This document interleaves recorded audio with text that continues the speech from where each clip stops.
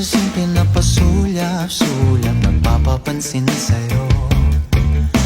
Umabot sa palitan ng mga mensahe, kilig na kilig ako.